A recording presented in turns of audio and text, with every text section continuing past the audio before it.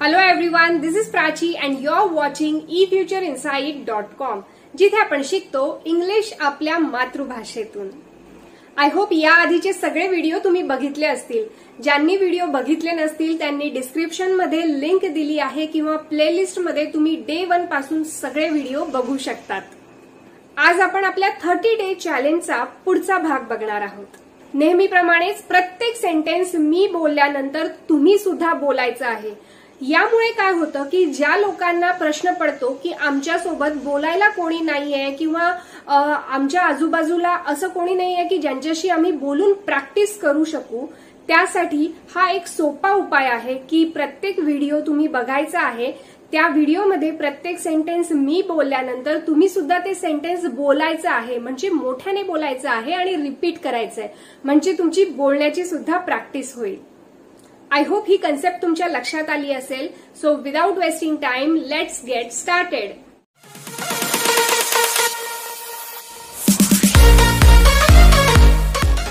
आता आपण पाहणार आहोत 30 days English speaking challenge day 4.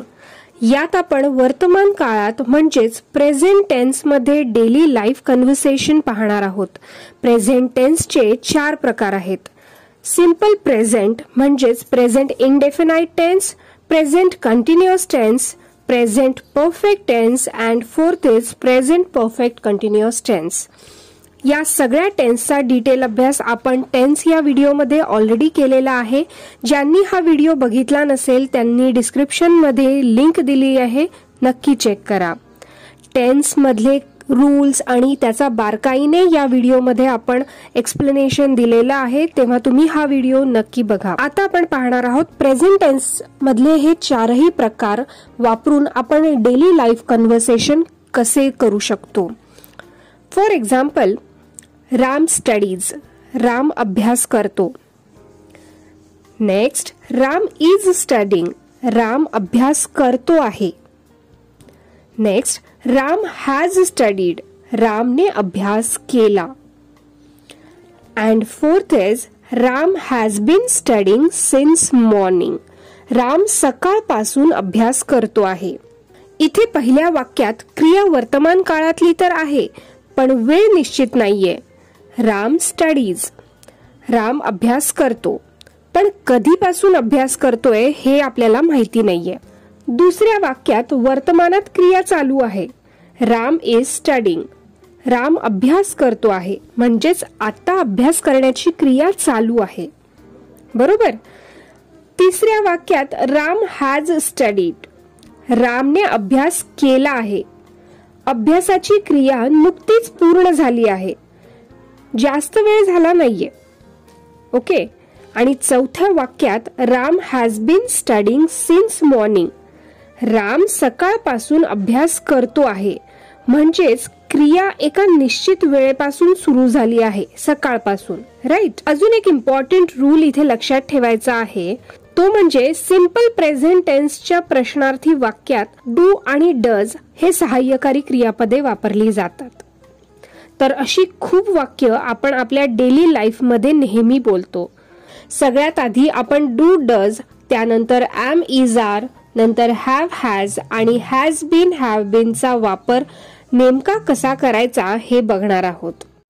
So first we will see use of do and does. Conversation first. इथे संवादामध्ये आपण 2 व्यक्तींमधला संवाद बघणार आहोत, मनीष अँड श्यामल. तू इंग्रजीचा अभ्यास करतो का? Do you study English? Do you study English? मी प्रत्येक वाक्य 2दा रिपीट करणार आहे, तुम्हालाही ते माझ्या मागून बोलायचं आहे. हो, yes I do, yes I do. Lata तुझ्या घरी येते का? Does Lata come to your house? Does Lata come to your house? हो, ती कधी कधी येते. Yes, she comes sometimes. दुसरे मित्र पण तुझ्याकडे येतात का? Do other friends also come to you? Do other friends also come to you? हो, ते पण येतात. Yes, they do. Yes, they do. तू मुंबईला राहतो का? Do you stay in Mumbai? Do you stay in Mumbai? नाही, मी कोलकाताला राहतो. No, I stay in Kolkata. No, I stay in Kolkata. अशा पद्धतीने तुम्ही सुद्धा या कन्व्हर्सेशनची प्रॅक्टिस करायची आहे. Now let's see conversation 2. Use of am, is, are. Conversation between Bala and Madhu. हेच पुस्तक तुला हवं आहे का? Is this the book you are looking for? Is this the book you are looking for? हो, हेच पुस्तक मला हवंय. Yes, this is it. Yes, this is it. Rita picture बघते आहे का? Is Rita watching a movie? Is Rita watching a movie? नाही, ती व्हिडिओ गेम खेळते आहे. No, she is playing a video game. No, she is playing a video game. तू आता बाजारात जात नाहीस का? Are you not going to market now? Are you not going to market now? नाही. No, I am not. No, I am not. तुझे वडील सरकारी नोकरीत आहे का? Is your father in government service? Is your father in government service? नाही, ते व्यापारी आहेत. No, he is a businessman. No, he is a businessman.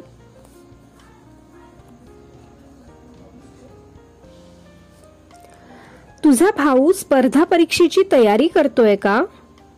Is your brother preparing for some examination? Is your brother preparing for some examination? हो, तो IAS परीक्षेची तयारी करतो आहे. Yes, he is preparing for the IAS examination. Now let's see conversation number 3. Use of has and have. Conversation between Mohan and Bhanu. तू राधाला पत्र लिहिलंयस का? Have you written any letter to Radha? Have you written any letter to Radha? Yes, I have. Yes, I have. तिने तुझ्या पत्राचं उत्तर दिलं का? Has she replied to your letter? Has she replied to your letter? नाही. No, she hasn't. No, she hasn't. तू जेवलास का? Have you taken your meal? Have you taken your meal? नाही, मी सकाळचा नाश्ता खूप केलाय. No, I had a heavy breakfast in the morning. No, I had a heavy breakfast in the morning. तू त्याच्या घरी गेलायस का? Did you go to his place? Did you go to his place? नाही, अजून मला जायचं आहे. No, I have yet to go. No, I have yet to go. Conversation number 4. Use of has been and have been. Conversation between Shyam and Gopal. तू सकाळपासून काय करतो आहे? What have you been doing since morning? What have you been doing since morning? मी हे पुस्तक वाचतो आहे. I have been reading this book. I have been reading this book. कालपासून इकडेही पाऊस पडतोय का? Has it been raining here also since yesterday? Has it been raining here also since yesterday? हो, पडतोय पण सतत नाही. Yes, it has been but not continuously. पाणी खूप वेळापासून उकळतंय का? Has the water been boiling for long? Has the water been boiling for long? नाही, आत्ता थोड्या वेळापासूनच उकळतंय. No, it has been boiling only for a little time. No, it has been boiling only for a little time. आम्ही या घरात 10 वर्षापासून राहतोय. We have been living in this house for 10 years. We have been living in this house for 10 years. तो मागच्या जानेवारीपासून एका नवीन प्रोजेक्टवर काम करतोय. He has been working on a new project since January. आता आपण प्रेझेंट टेन्स मधले कन्व्हर्सेशन पाहिलेत. यात तुम्हाला काही गोष्टी लक्षात ठेवायच्या आहेत. Let's see the examples. You are writing a letter. तू पत्र लिहितो आहेस. You have written a letter. तू पत्र लिहिले आहेस. ही दोघी सकारात्मक वाक्य आहेत. याला जर आपल्याला निगेटिव्ह म्हणजेच नकारात्मक आणि इंट्रोगेटिव्ह म्हणजेच प्रश्नात्मक करायची असतील तेव्हा त्याचं होईल you are not writing a letter किंवा you have not written a letter. आणि प्रश्नार्थक करताना आपण म्हणणार आहोत are you writing a letter. तू पत्र लिहितोयस का? किंवा have you written a letter. तू पत्र लिहिलेस का? सो तुम्ही बघितलं की सकारात्मक वाक्यांना नकारात्मक वाक्य बनवायचे असेल तर सहाय्यक क्रियापद आर हॅवच्या नंतर आपण नॉट लावलं आहे. त्याचप्रमाणे प्रश्नात्मक वाक्यात सहाय्यक क्रियापद आर हॅव ने आपण वाक्याची सुरुवात केली आहे. यावरून आपल्या लक्षात येतं की अगदी सोप्या पद्धतीने आपण प्रेझेंट कंटिन्युअस टेन्स आणि प्रेझेंट परफेक्ट टेन्स चे सकारात्मक वाक्यांना नकारात्मक आणि प्रश्नार्थक करू शकतो. आता सिंपल प्रेझेंट टेन्स म्हणजेच प्रेझेंट इनडेफिनाइट टेन्सचं उदाहरण पाहू. For example you write a letter. तू पत्र लिहितो. And second example is I read English. मी इंग्रजी वाचतो. आता याचे निगेटिव्ह आणि इंट्रोगेटिव्ह वाक्य बघा. निगेटिव्ह वाक्य you do not write a letter. I do not read English. आणि एक अजून एक्झाम्पल आपण बघूया. He does not go there. इथे तुमच्या लक्षात आलं असेल की आपण यू आणि आय ला डू चा वापर केला आहे आणि ही ला डज चा वापर केला आहे. याचं जर प्रश्नार्थक वाक्य करायचं असेल तर आपण म्हणूया do you write a letter. तू पत्र लिहिलेस का? किंवा डू आय रीड इंग्लिश. मी इंग्लिश वाचतो का? किंवा third example does he go there. तो तिकडे गेला होता का?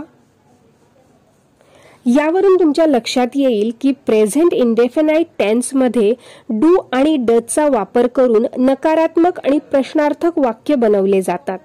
वाक्यात जर सब्जेक्ट कर्ता आय वी यू दे असेल तर डू चा वापर होतो आणि जर सब्जेक्ट ही शी इट असेल तर डजचा वापर केला जातो. सो आय होप तुम्हाला प्रेझेंट टेन्स कळला असेल आणि तुम्ही बोलून प्रॅक्टिसही केली असेल. या व्हिडिओवरून तुम्ही नोट्स काढू शकता आणि डे वाईज सगळे व्हिडिओ तुम्ही बघून इझिली इंग्लिश शिकू शकतात.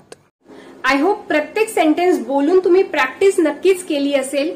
ही सिरीज तुम्हाला कशी वाटते हे कमेंटमध्ये नक्की लिहा. म्हणजे याचे पुढचे पाठ अजून कसे करायचे यावर मी नक्की विचार करेल. आणि तुमच्या 30 डेज चार्टकडे तुमचं लक्ष आहे ना. या 30 डेज चॅलेंज मधला अजून एक दिवस तुम्ही पार केला आहे. त्यामुळे सगळ्यांचं पुन्हा एकदा अभिनंदन. लक्षात ठेवा हे सगळे व्हिडिओ तुम्हाला रिपीट पुन्हा पुन्हा बघायचे आहेत. कारण की प्रत्येक गोष्ट एकदा बघितली आणि झालं असं होत नाही.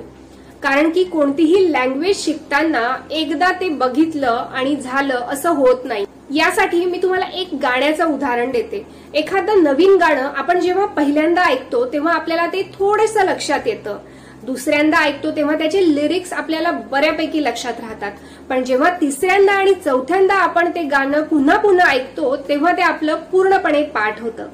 तीच ट्रिक आपण इथे वापरणार आहोत. कारण की आपण हे सेंटेन्स पुन्हा पुन्हा ऐकणार आहोत, पुन्हा पुन्हा बोलणार आहोत जोपर्यंत ते पूर्णपणे तुमच्या तोंडात बसत नाही तोपर्यंत. अशा पद्धतीने प्रॅक्टिस केली तर तुम्ही नक्कीच इंग्रजी सहज बोलू शकतात. सो अजून तुम्ही 30 डेज चॅलेंज स्वीकारलं नसेल तर हे 30 डेज चॅलेंज नक्की स्वीकारा. चला तर भेटूया पुढच्या व्हिडिओमध्ये. Till then bye bye. Keep practising.